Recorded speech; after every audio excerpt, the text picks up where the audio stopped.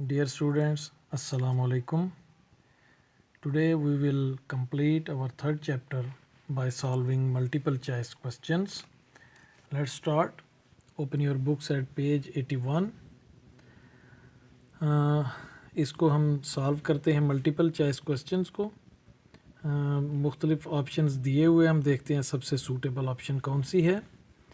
ठीक है. Newton's first law of motion is valid only in the absence of.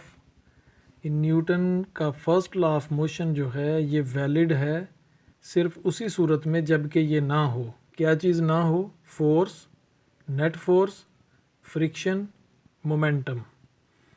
तो हमें मालूम है, हमने पढ़ा है कि न्यूटन का फर्स्ट लॉ ऑफ मोशन क्या कहता है कि बॉडी कोई रेस्ट की पोजीशन में हो या यूनिफॉर्म या वो स्ट्रेट लाइन में मोशन की हालत में हो तो वो अपनी हालत को बरकरार रखती है उस वक़्त तक जब तक कि नेट फोर्स उस पर एक्ट ना करे.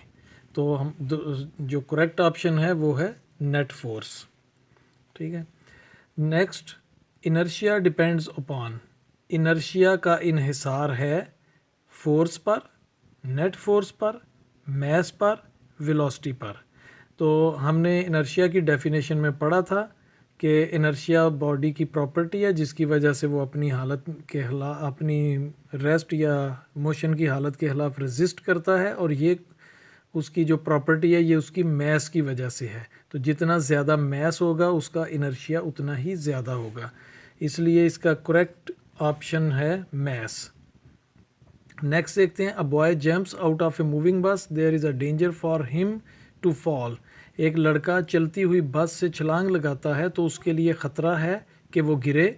Towards the moving bus, away from the bus, in the direction of motion, और opposite to the direction of motion. यानी वो अगर अपोजिट डायरेक्शन ऑफ मोशन के जंप करेगा तो उसके लिए ख़तरा है.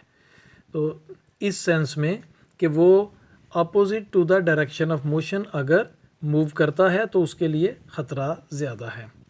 A string is stretched by two equal and opposite forces 10 Newton each. यानी दो फोर्सेस हैं, एक स्ट्रिंग पर एक्ट कर रही हैं और वो अपोजिट डायरेक्शंस में कर रही हैं. हर एक की वैल्यू क्या है? 10 न्यूटन है. The tension in the string is. String में कितनी टेंशन होगी? 0, 5 न्यूटन, 10 न्यूटन, 20 न्यूटन. तो करेक्ट ऑप्शन है 20 न्यूटन. नेक्स्ट देखते हैं. The mass of a body decreases when accelerated. यानी किसी बॉडी का मास कम हो जाता है जब वो एक्सेलरेट होती है. इंक्रीजेज व्हेन एक्सेलरेटेड, या मास बढ़ जाता है जब एक्सेलरेशन होता है उसमें. नेक्स्ट देखते हैं. Decreases when moving with high velocity. जब हाई वेलोसिटी से बड़ी ज़्यादा वेलोसिटी के साथ वो मूव करता है तो उसका मास कम हो जाता है. नन ऑफ द अबव, यानी इनमें से कोई भी नहीं. तो हमें मालूम है कि मास हमेशा हर जगह पे सेम रहता है, चेंज नहीं होता. इसलिए नन ऑफ द अबव ये ऑप्शन आएगी. To bodies of masses m1 and m2 attached to the ends of an inextensible string passing over a frictionless pulley such that both move vertically. यानी दो message हैं, एक string के साथ जो inextensible है यानी बेलचक है उसके साथ बंधे हुए हैं और वो एक पुली के ऊपर से गुजर रही है. बोथ मूव वर्टिकली, और दोनों की मोशन वर्टिकल है. The acceleration of the bodies is. दोनों बॉडीज़ का एक्सेलरेशन क्या होगा हम पढ़ चुके हैं. स्ट्रिंग के साथ मैस अटैच जो है बॉडीज़ उनके एक्सेलरेशन के बारे में, तो ये ऑप्शन होगी m1 minus m2 over m1 plus m2 into g. ये एक्सेलरेशन के इक्वल होगा. नेक्स्ट देखते हैं. Which of the following is the unit of momentum.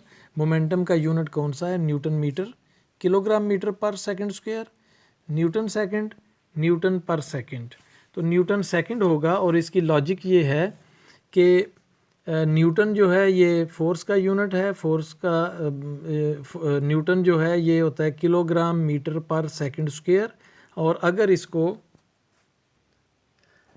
Newton second, तो न्यूटन जो है ये है kilogram metre per second square, और इसके साथ ये वाला एस, ये एस यहाँ पे है.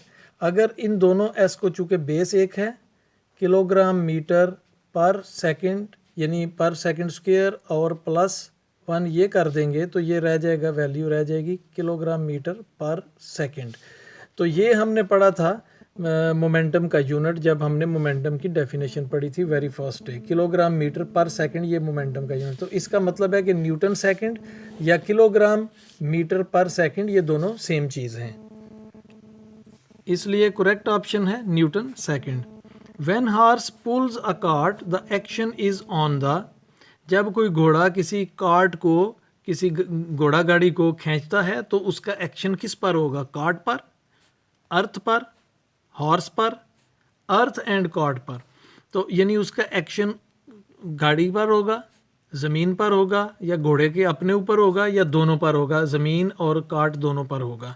तो जब वो घोड़ा चलता है, उसको घोड़ा गाड़ी को खींचता है तो सबसे पहला एक्शन तो उसका ज़मीन पर होगा, और फिर उसके साथ ही जो फोर्स वो लगा रहा है उसका एक्शन कार्ट पर भी होगा। तो इसलिए ये ऑप्शन सबसे ज़्यादा बेहतर है। इस पर ये भी ठीक है, ये भी ठीक है, लेकिन इन तीनों में बेहतर ये है कि कार्ट पर भी होगा और अर्थ पर भी होगा, ये ठीक नहीं है। विच of the following material lowers friction when pushed between metal plates, metal की प्लेट्स के दरमियान फ्रिक्शन को कम किस चीज़ से हम ज़्यादा बेहतर कर सकते हैं? वाटर के साथ, फाइन मार्बल पाउडर के साथ, एयर के साथ, या ऑयल के साथ? तो बेस्ट ऑप्शन है ऑयल। ऑयल के साथ हम सरफेस को स्मूथ करके उसको फ्रिक्शन को हम लोअर कर सकते हैं, यानी कम कर सकते हैं। तो इसके साथ ही हमारा ये चैप्टर कंप्लीट हुआ। इंशाअल्लाह कल नेक्स्ट चैप्टर हम स्टार्ट करेंगे। अल्लाह हाफिज़।